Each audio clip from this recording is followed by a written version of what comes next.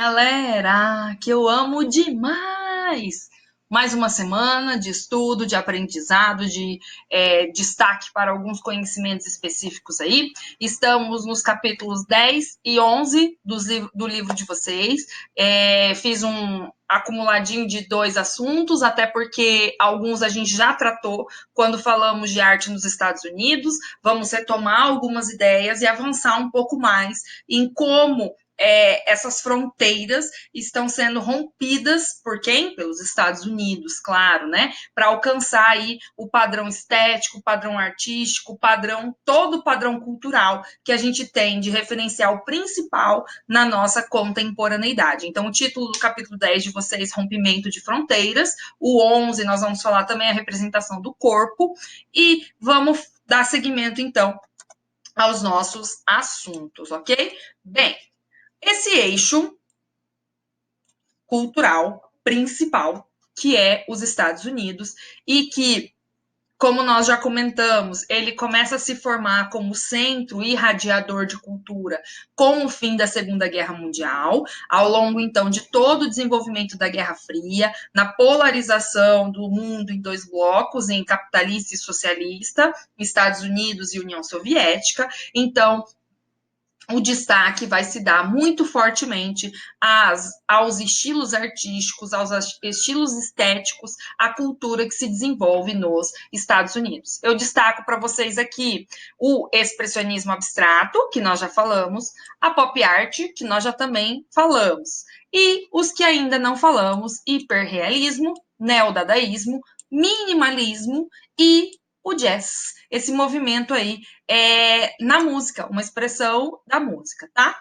Só para fazer um parâmetro, só para a gente não se perder nisso tudo, né? Para não deixar de lado o que estava acontecendo no outro bloco, lá no bloco socialista, no bloco soviético, a gente vai ter o desenvolvimento de um realismo soviético ou de um realismo socialista. A arte passa a ser utilizada pelos governos como propaganda do regime, alinhado, então, ao discurso do governo e valorizando o proletariado. Por que valorizando o proletariado? Porque está nas costas dessa classe social toda a produção. E se eles não forem valorizados, pelo menos na arte, não vão ser aí reconhecidos. Claro que no cotidiano a gente não via isso. Então, é um realismo idealizado, né?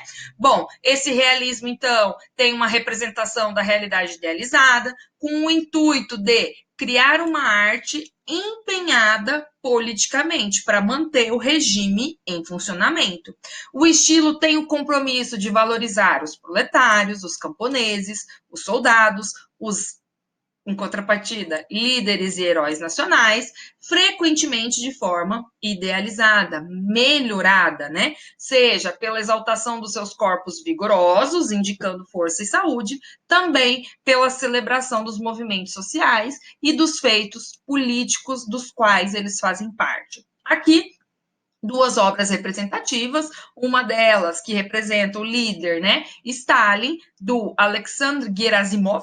Percebam, né, essa figura aí, que é uma figura carismática, porque precisa se manter forte no poder, e essa carta de frente do Alexander Ivanovich, são os dois principais artistas aí desse realismo soviético, que vai mostrar a vida simples, a chegada da carta por um soldado, mas a alegria presente aí nessas pessoas simples, ok? Bom, enquanto lá na União Soviética é isso que está acontecendo, nos Estados Unidos a gente tem com muita força a participação especial do meu gato, o Naruto, passou, já foi.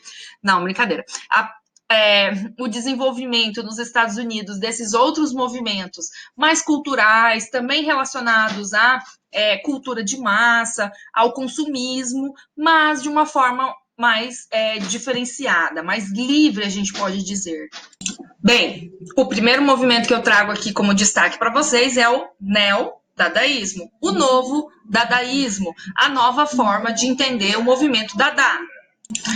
O dadaísmo, que tinha sido aquele movimento no início do século XX, que questionava a arte, né? A forma de fazer arte, a forma de entender a arte, agora volta com força nas décadas de 50 e 60, trazendo de novo objetos do cotidiano, mas numa nova roupagem, uma nova forma de fazer isso, relacionado de novo a pintura, escultura, as colagens e essa proposta principal de levar a arte menos a sério, né? Se vocês se lembram, o Marcel Duchamp tinha feito com a fonte um mictório invertido e com a obra de arte, por exemplo, da Mona Lisa, né? No qual ele faz uma brincadeira e dá uma nova significação.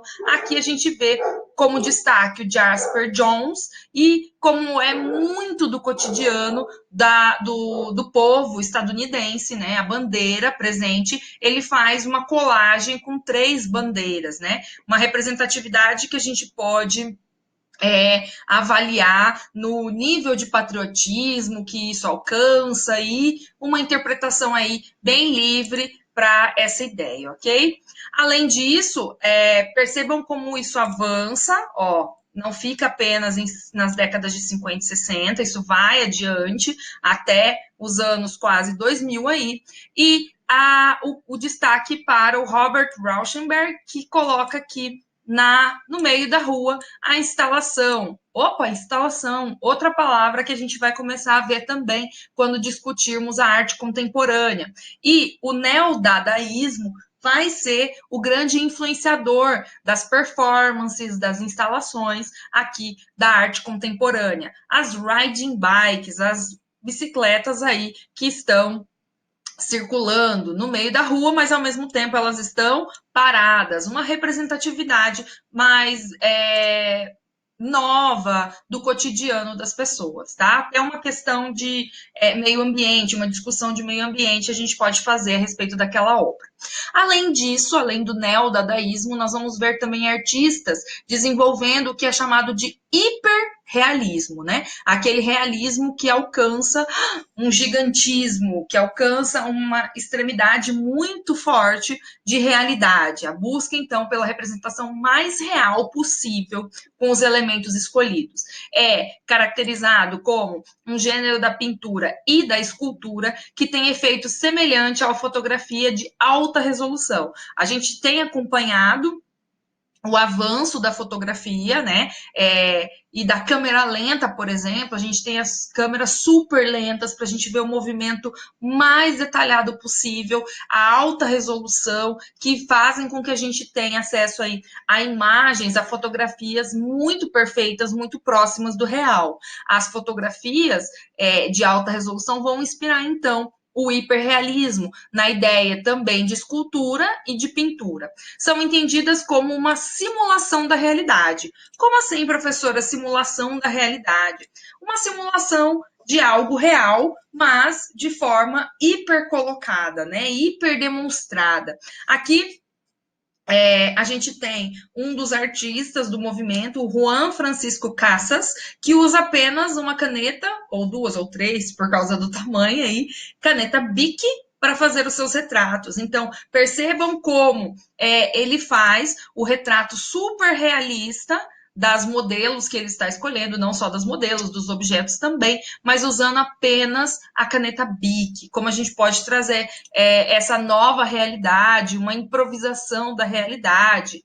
E aquela que mais chama atenção para nós é as esculturas, ou são as esculturas do Ron Mueck. Esse artista que se destaca pelo gigantismo das suas esculturas, então são esculturas gigantescas, porém com uma realidade impressionante nos pequenos detalhes. Observem o pé desta mulher, o seu rosto, as linhas de expressão, tudo isso chama muito atenção. A gente tem aí no Google imagens das suas esculturas de um feto, de um velho, somente o rosto, e a gente percebe o tamanho disso a observar o artista aqui trabalhando nessas suas esculturas. Então, completamente realizada, realística, mas num gigantismo inimaginável, ok?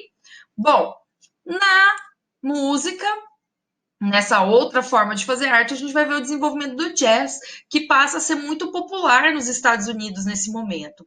Tem uma origem aí que remonta os europeus refugiados nos Estados Unidos, então esse contexto de pós-guerra, né? E seria uma vertente do blues. O blues que já estava em evidência, mas que usava apenas o violão e a voz, algo como a gente chama hoje de acústico, né? Aqui a gente vai ver o jazz evoluindo do blues, sendo um consenso para quem entende de música. A improvisação, o swing e a polirritmia. Então, muitos ritmos, a inserção de outros instrumentos também, e a ideia de swing, a ideia de dançar, essa movimentação mais alegre. O jazz pode ser entendido como uma manifestação bem alegre. É música feita para dançar, influenciou músicas de todo mundo, sejam música erudita ou música popular, né? Inclusive a bossa nova no Brasil, que a gente comentou quando falamos da arte na ditadura, né? A inserção de todo e qualquer instrumento, além da liberdade de interpretação do instrumentista.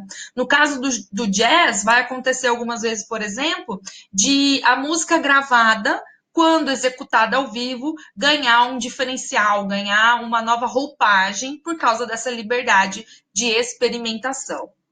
Alguns artistas de destaque do jazz, que talvez vocês conheçam, mas não sabiam, que fazem parte desse mundo, dessa construção cultural estadunidense, né, do pós-guerra. Olha ele aí, o Jimi Hendrix, o Carlos Santana, a banda The Doors e dois grandes destaques aí, a Ella Fitzgerald e a Amy Winehouse. Fazem aí esses artistas todos as suas experimentações sonoras no jazz, que vai se popularizar então nos Estados Unidos, né, no pós-guerra mundial, e isso vai fazer parte de toda essa mudança de eixo cultural, do rompimento das fronteiras, né, que antes disso se fechavam, demoravam muito tempo para alcançar outros lugares, essas influências chegarem, e agora isso acontece cada vez mais rapidamente. Bom, além disso, nós vamos ver também o desenvolvimento do